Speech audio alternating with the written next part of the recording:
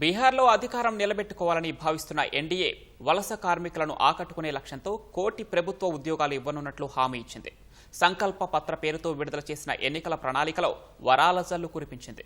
పట్నాలో BJP అధ్యక్షుడు JP Nadda, Bihar CM Nitish Kumar NDA ఎన్నికల ప్రణాళికను విడుదల చేశారు.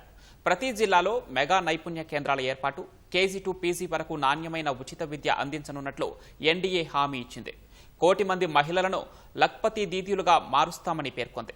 మహిళలు వ్యాపారాలు చేసేందుకు 2 లక్షల వరకు ఆర్థిక సహాయం, ఈబీసీలకు 10 లక్షల వరకు ఆర్థిక ప్రోత్సాహకం అందించనున్నట్లు తెలిపింది. బీహార్లో సామాజిక ఆర్థిక పరిస్థితులను అంచనా వేసేందుకు సుప్రీంకోర్టు విశ్రాంత న్యాయమూర్తి నేతృత్వంలో ఉన్నత స్థాయి కమిటీ ఏర్పాటు చేయనున్నట్లు వెల్లడించింది. కర్పూరి ఠాకూర్ కిసాన్ సమ్మాన్ నిధి కింద ప్రతి రైతుకు ఏడాదికి 9,000 పెట్టుబడి సాయంగా 3 విడతల్లో అందించనున్నట్లు ఎన్డీఏ హామీ ఇచ్చింది. బీహార్లో 7 ఎక్స్ప్రెస్ వేలు, 4 నగరాల్లో మెట్రో రైలు సేవలు, 5 ఏళ్లలో 50 లక్షల కోట్ల పెట్టుబడులను ఆకర్షించేలా ఇండస్ట్రియల్ పార్కుల ఏర్పాటు చేయనున్నట్లు వెల్లడించింది. ప్రతి జిల్లాలో తయారీ యూనిట్లు, మెడికల్ కాలేజీల ఏర్పాట్లు చేయనున్నట్లు ప్రకటించింది.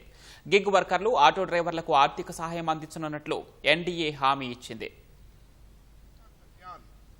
उस शिक्षा संस्थानों में अधीनस्थ सभी अनुसूचित जाति के विद्यार्थी को प्रति माह 2,000 रुपया और हर प्रमंडल में आवासीय विद्यालय एवं उद्यमियों के लिए विशेष वेंचर फंड की स्थापना की जाएगी।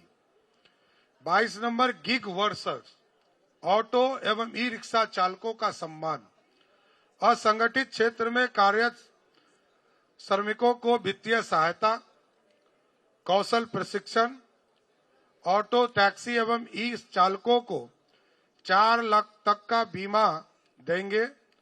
गिग वर्कर और ऑटो रिक्शा के ई चालकों को कोलेट्रल फ्री वाहन न्यूनतम ब्याज दर पर देने का काम एनडीए की सरकार करेगी। 23 नंबर